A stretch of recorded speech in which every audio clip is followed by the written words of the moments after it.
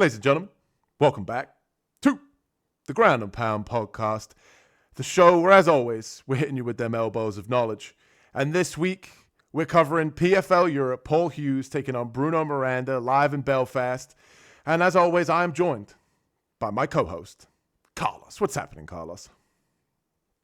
Absolutely nothing, brother. And we better get right into the prelims all the way to the main event because we've got some rowdy Irish people getting ready to watch this card, and they want to hear us all break it down here at the Ground and Pound podcast. So if you're enjoying the content here, PFL, UFC, you name it, hit that like and subscribe button, and let's get right into the early prelims. So first up, we have Nahom Wedi taking on Corey McLaughlin. And I'm going to kick this one off, guys. And this matchup here should be very interesting. We have Wedi, and obviously we're not necessarily familiar with him making his professional MMA debut. And what I saw on tape with this guy, slick grappler, very, very good top control. He transitions very nicely from position to position. Doesn't necessarily have the wrestling to get fights to the ground. He is training out of SBG Ireland, which I think is something to be noted here. Obviously training with some good high-level grapplers, some good high-level MMA fighters. And there's a little bit of hype around this guy on the internet. I've seen a couple of videos of him, talking about him being signed, some striking matches that he's had in kickboxing, some grappling matches that he's had as well. So I think he's fairly well-rounded, even though we haven't necessarily seen him in the cage in the PFL. I like his snappy kicks, fairly athletic as well. But the only thing I do have kind of a complaint about with Wedi here is that he does kind of leave his chin a little bit in the air. Obviously still very, very raw to MMA as a whole. But I think that the one main attribute of his style here is the fact that when he is on the ground, that top control and transitioning from position to position is going to really do him wonders here against Corey. In Corey's fights, he does throw, heavy hands, does have that one lone fight in MMA, so obviously made his debut, but you can't really rely on that as experience. He tends to load up on his shots, and he does tend to have bad fight IQ mistakes from what I've seen in his previous fight.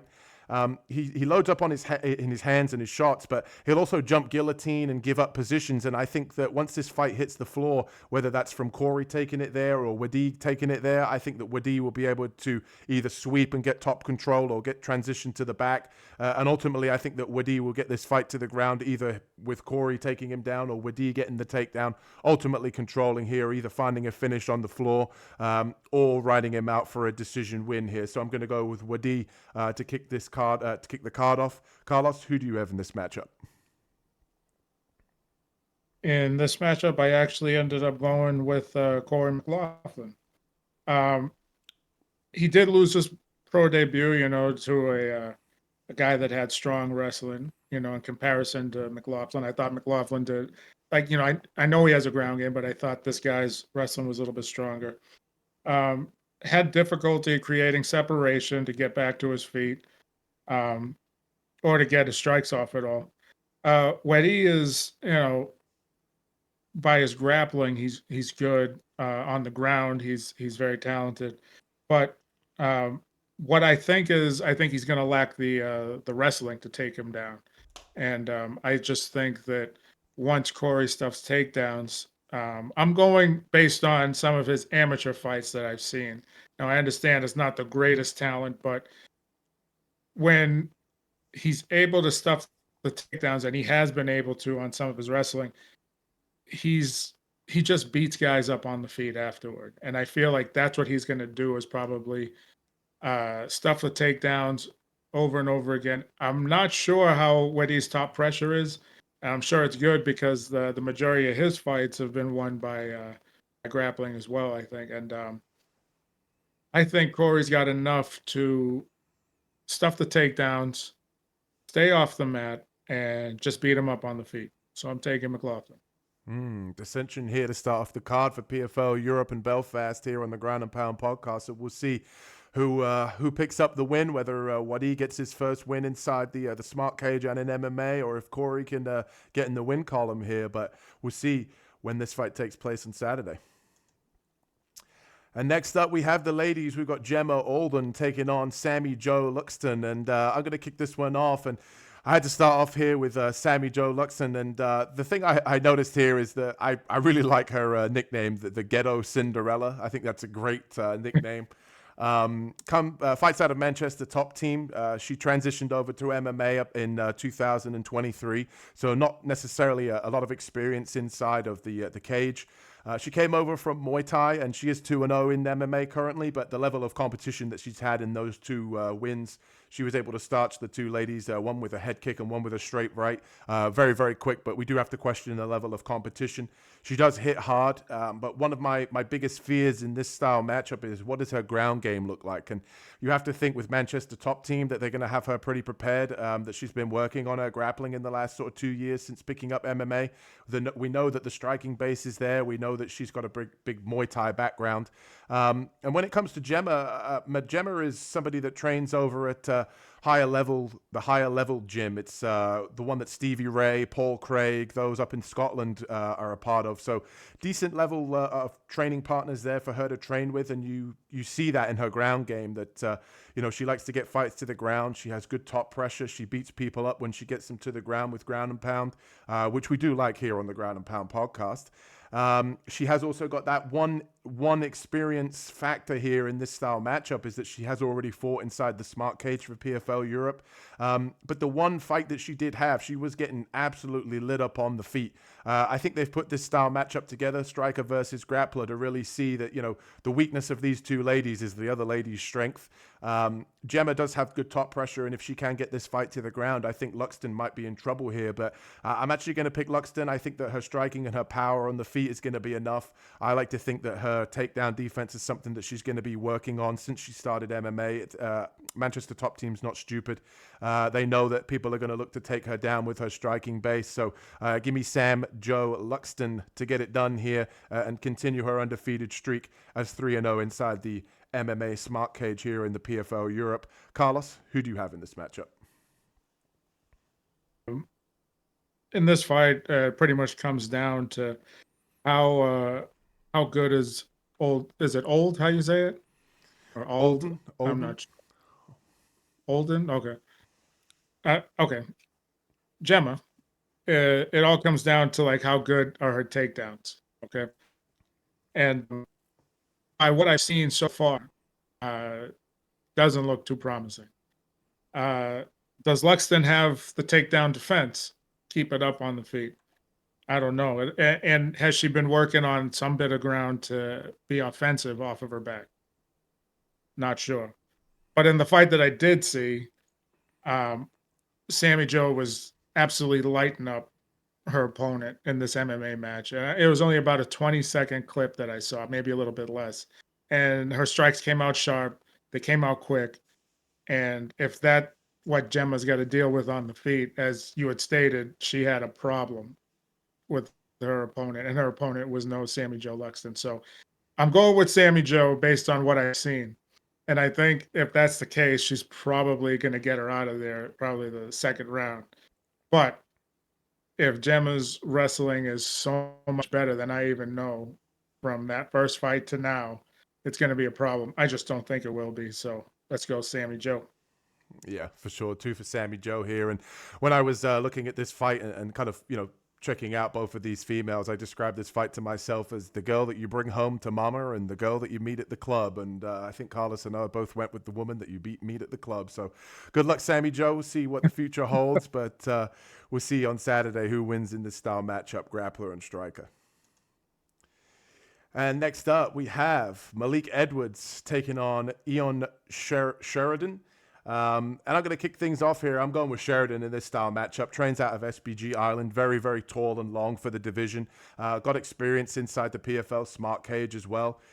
We've seen in his, I believe it was his first fight in the PFL smart cage, that he was able to implement his grappling, get takedowns. Even though he's 81-inch reach, 6'5", he was implementing a lot of grappling, which is nice to know that he has that in his back pocket. He does carry his chin a little bit high when it comes to his striking, but if he's got that grappling in his back pocket, I think that's going to be a great tool for him to use here against Edwards. But Edwards trains out of a Manchester top team. You'll see that as a theme on this card. A lot of SBG Ireland, a lot of higher level gym MMA, and a lot of Manchester top team fighters on this card here in PFL Europe. And Edwards obviously training with high-level guys. He's kickboxer by trade, very fast hands, fast kicks. He tries to work in grappling in his last fight. It was kind of odd. He just held his opponent up against the fence for pretty much the whole entire fight. Wasn't able to get takedowns. So obviously his corner wanted him to work on that. Maybe for this matchup in the future here against Sheridan, who'd obviously implemented grappling in his last fight. I do think that the speed will probably be on the side of Edwards here, but I think he's going to have a tough time on the feet against a 6'5", 81-inch reach Sheridan. I like the SBG Island product here to mix in grappling if he wants to. I think on the feet, he's just going to be the rangier guy. It's going to frustrate Edwards on the feet, and I just like the fact that he's got multiple ways to win this fight. So give me Sheridan here to get it done and get the SBG Island team on the map here with a win. Carlos, who do you have in this matchup? In this matchup, I went with Malichi Edwards. And the reason being is Sheridan's a little odd on the feet. Okay. And in the fights that I've seen, he has a hard time. I mean, he doesn't have that difficult time taking people down. And it's because at 6'5", he just gets a little waist lock, maybe even around the shoulders, postures, and gets him down. Okay. The thing is he's not going to be able to do that to Edwards. And, on the feet, like I said, he was awkward. So he kind of keeps his hands out and in front, like he's ready to grab your wrist or something. And he does keep his chin high. That's also something I wasn't too happy about. And I just think that that's something that Edwards can exploit if he can stop from getting taken to the mat.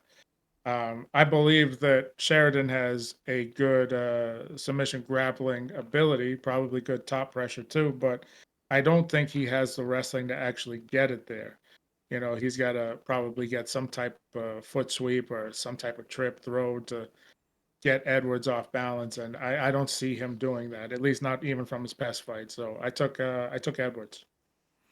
Yeah, another dissension here on the Ground and Pound podcast. And it is difficult to pick these fights with the lack of experience that these guys have and the short amount of tape that we can look through. But I think this will definitely be a good fight overall, no matter where it takes place. So two different picks here on the Ground and Pound podcast.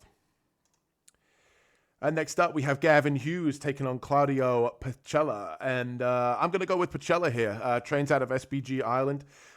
He has experience in the PFL Smart Cage, and he fought Eoin, who we're going to see later on this card. And the guy is tough. He loves to throw down. He loves to spam overhand rights, which land a lot more frequently than you would expect.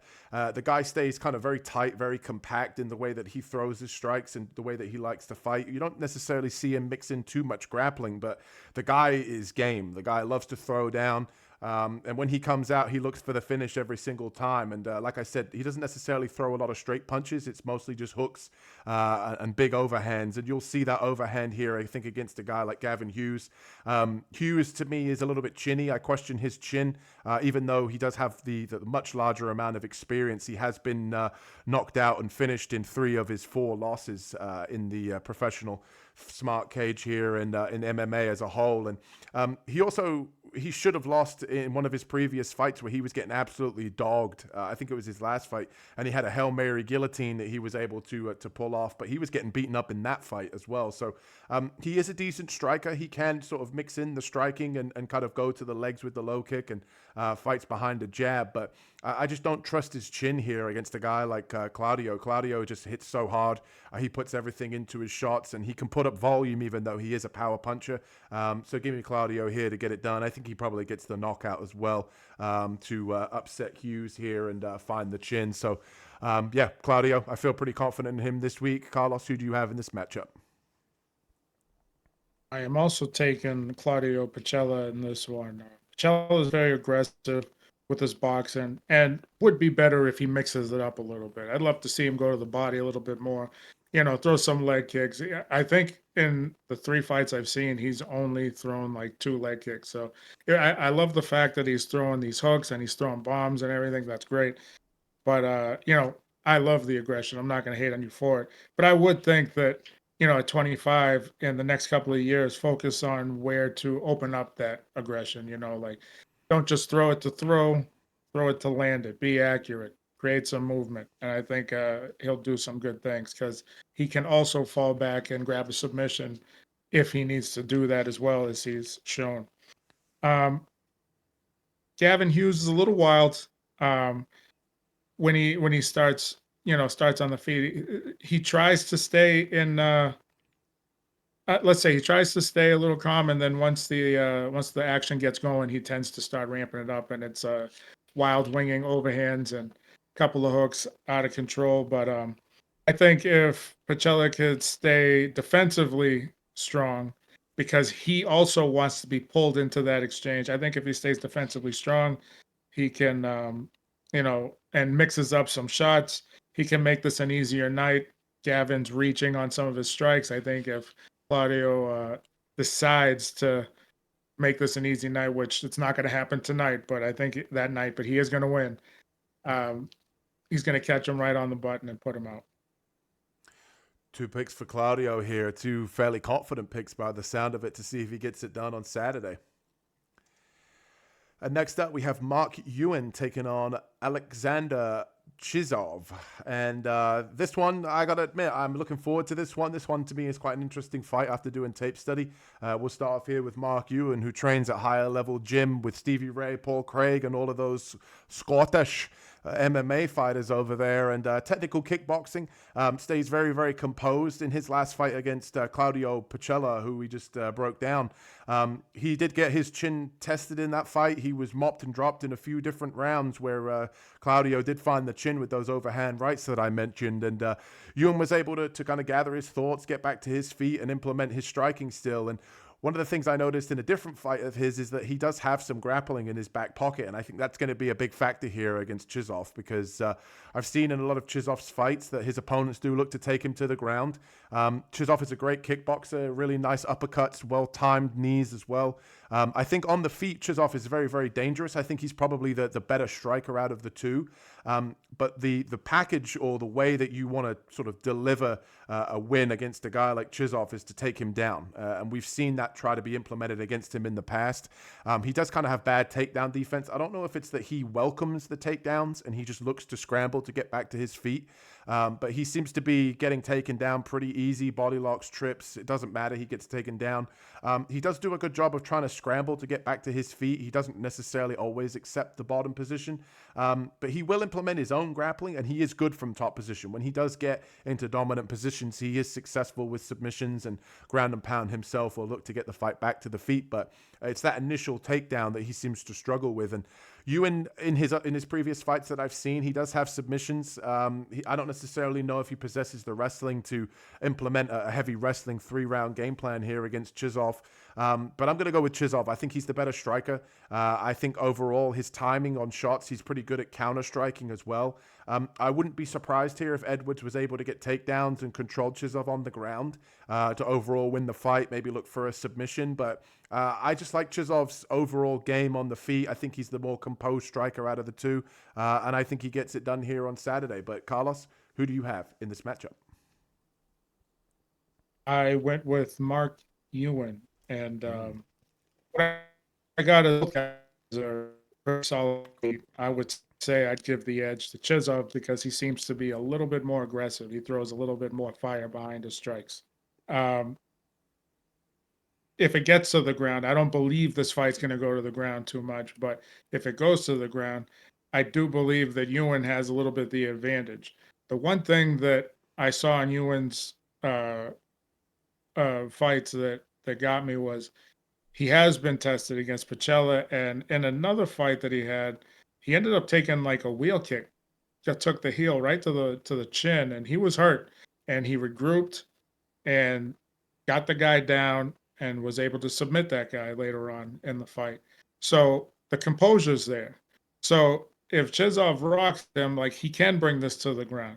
I just think that he's probably going to be a little smarter on the feet. I think I like his fight IQ better, especially when things get a little crazy. So I ended up going with Ewan with this. Chizov, I think this is going to be a great fight.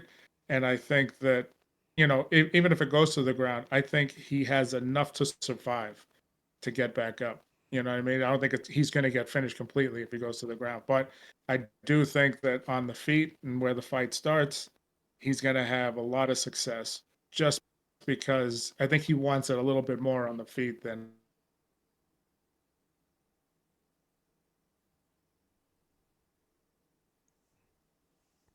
Oh, Carlos, you still there? I'm not sure what happened to Carlos there, ladies and gents, but we'll keep it moving here. But obviously, dissension here on the Ground and Pound podcast. Carlos picking Ewen and Chizov, obviously for myself. We'll see how it goes on Saturday, and hopefully we get Carlos come back. Oh, Carlos, are you there right now? Can you hear me? I'm right here. There you go. No worries. Yeah, I was just saying to the guys, obviously, dissension here. We lost you there for a minute there right at the end, but you made some good points there about Ewan and his composure. I agree with that. And obviously, dissension here on the Ground and Pound podcast, two opposite picks again. And next up, we have Haider Khan taking on Sean McCormac. And I'm going to go with Khan here. This one's a pretty straightforward, probably the shortest breakdown that we'll have. Khan here, rangy kickboxer. He broke the forearm of his last opponent in his last fight with a front kick. He tried to block it with one arm, and he, if you get a chance, check it out on YouTube. His opponent's forearm broke pretty clean, and he has to kind of hold it up. And Sean McCormac, honestly, I feel like this is kind of one of those fights where they've set it up for Khan to get a finish here. Sean is just not a high-level guy at all. All of his wins are coming against guys with terrible level of competition, none of them with a winning record. 3-2, not necessarily experienced inside of MMA, so just give me Khan here. I think he beats him up on the feet. I think he knocks him out. Carlos, who do you have in this matchup? Again, I went with Haider Khan on this one. McCormac does have more. Does he? Oh no, he doesn't have more experience. Excuse me. I was going to say that. I do think that what he does is he tries to stay safe. When you watch his fights, it's the same thing. Like he doesn't really try to push it. He lets his opponent try to take over, and then he tries to look for mistakes from there. The problem is he's not busy enough in his fights. It leaves the opponent to get the upper hand because they're going to get off first. And I don't think he has the ability to counter as sharp as he thinks he does. So with Khan, like I said, I think he's going to have the advantage on the feet. Khan doesn't just throw to throw. He's pretty patient. So he wants his power to go somewhere, but he stays slightly busier than McCormac. He doesn't have a high output, but it's slightly busier than McCormac. Khan is going to be looking to defend the takedowns. I don't think he's going to have a problem with that, and I think he'll get the advantage on the feet. For sure.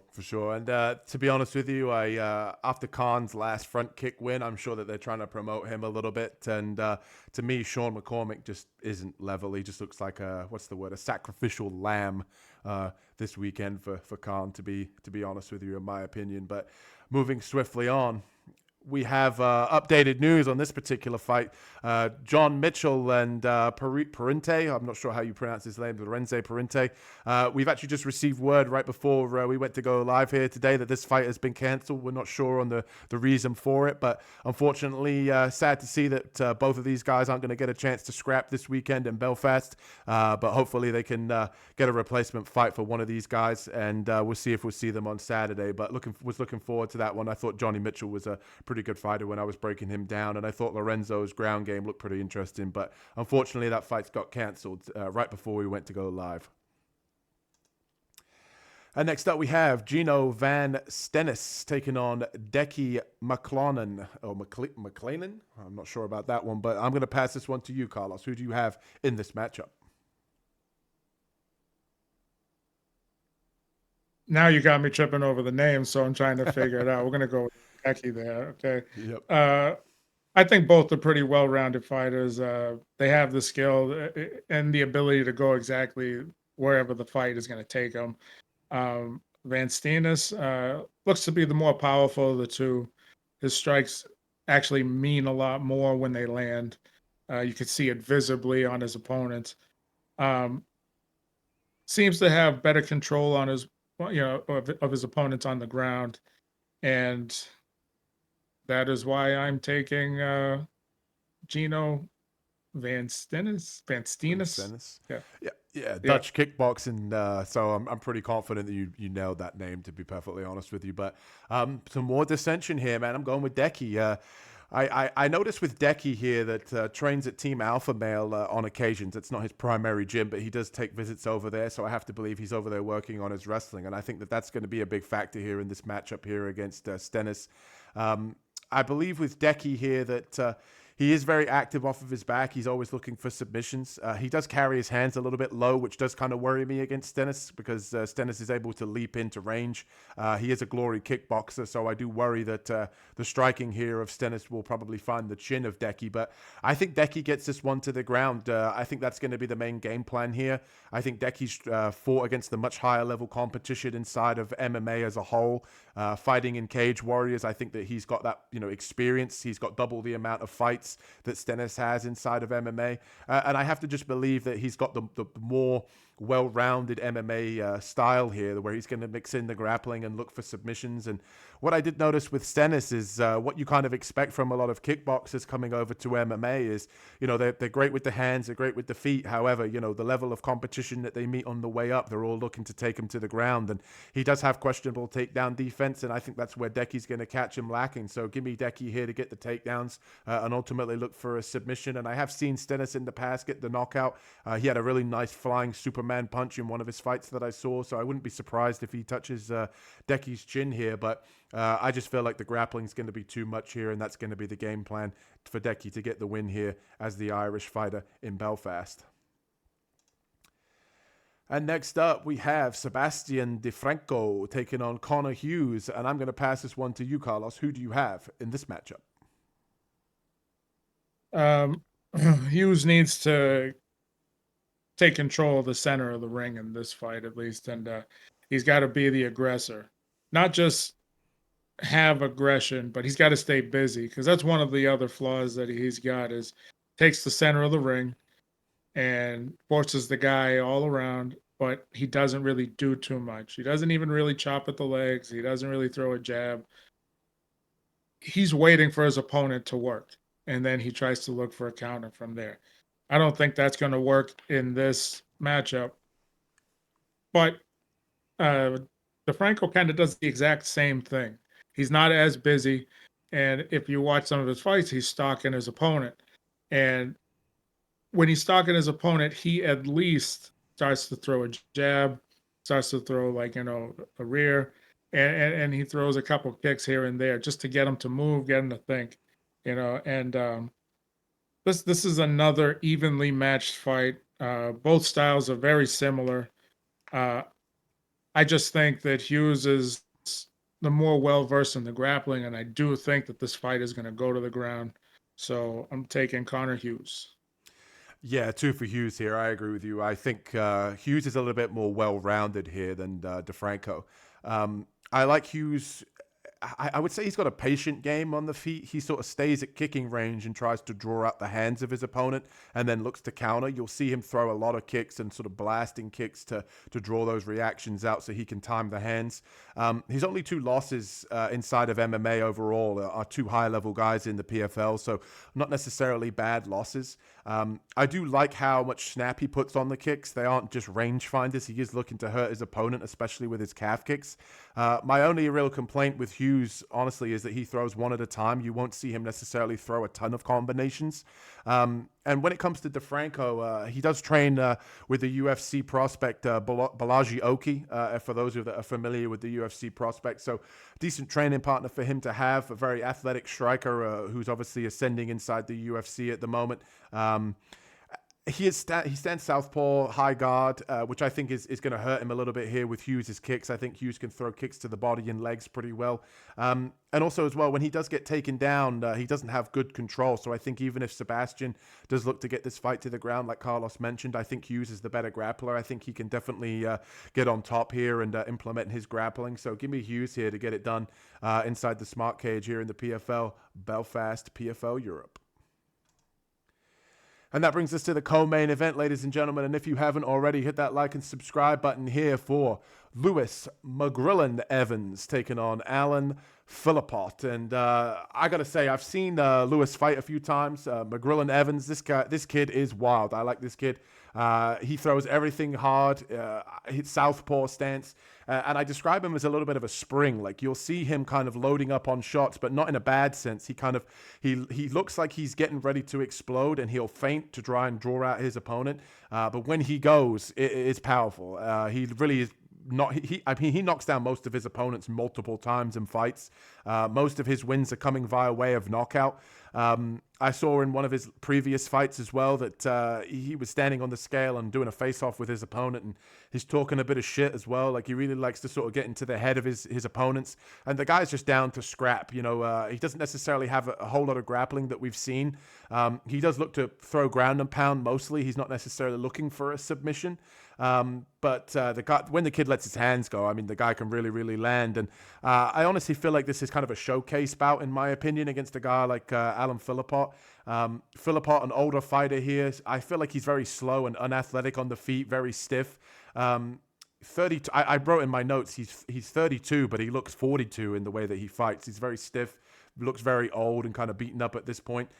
Very bad striking defense as well. Leaves his chin kind of exposed. His hands kind of drop at times as well.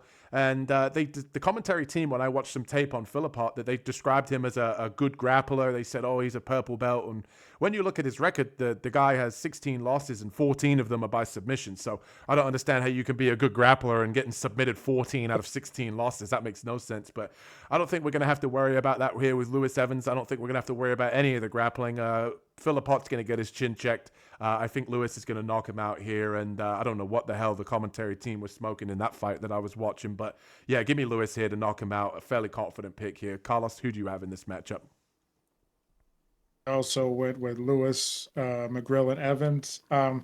Like you had stated earlier, he's a little spitfire, and he's coming with aggression and pressure, and he's got great in and out movement.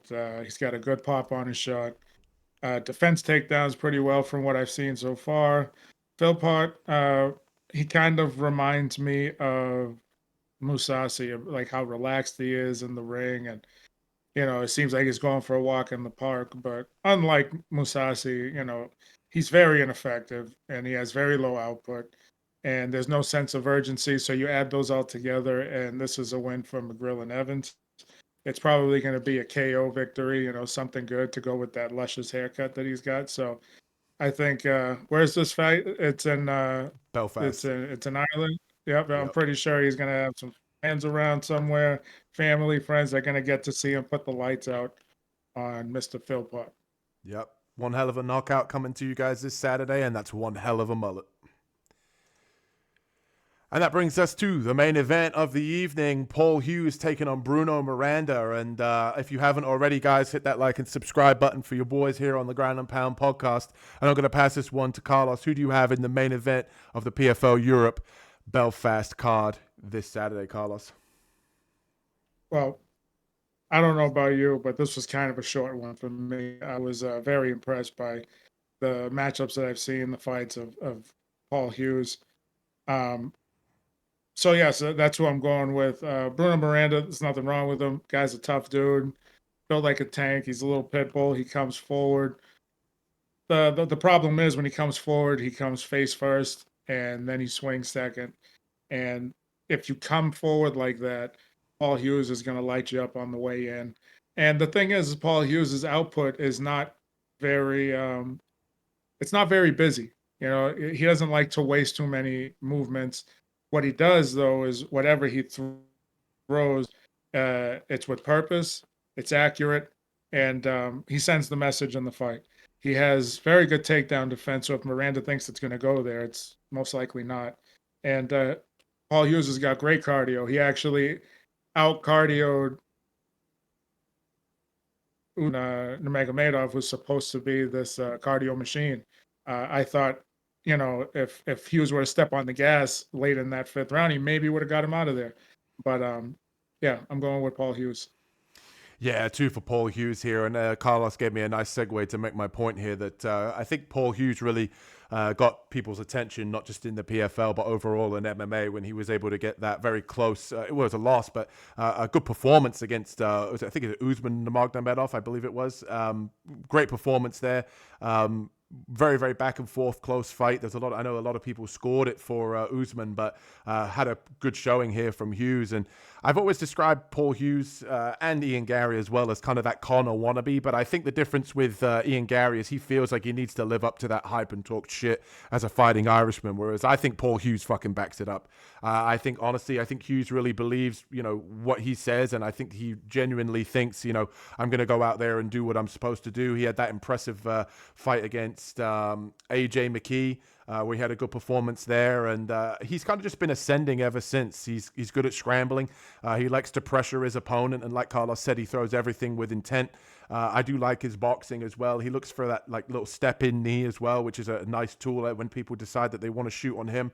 He has that just to kind of back him off. And I honestly think here with Hughes that he can win this fight wherever it goes. If he wants to take Bruno Miranda to the ground, I think he can. I think if he wants to out-volume him, he can. I think if as long as he doesn't play with his food, he should be able to beat a guy like Miranda. And just to kind of give Bruno Miranda his flowers a little bit here. The guy has fought the who's who inside the PFL. He's fought a lot of big names, OAM, Brent Primus, guys like that. So obviously he is a guy that has fought some of the higher level guys inside the PFL Smart Cage. I did notice as well that in previous fights he has been taken down, controlled, and submitted. I don't necessarily think that Hughes will grapple in this style matchup. I think he wants to give the Belfast crowd a knockout. And I'm sure that Miranda will be game for that. But if Hughes wants to take him to the ground, he's not necessarily shown the best level of takedown defense. Miranda does train over at Bang Thai Muay Thai, which is where Zhong Wei Li trains. But I don't really think it's going to matter what gym he trains at here. I think this is a great stylistic matchup for Hughes to get it done inside the Belfast arena, give the fans what they want. And I think it's going to be an easy win here for Paul Hughes, no matter where the fight goes. So 2 fairly confident picks here for Paul Hughes. And in case you guys haven't already, hit that like and subscribe button. I always like to let you guys know what's coming up on the Ground and Pound podcast. We have the full card breakdown coming to you tonight. Keep an eye out for it.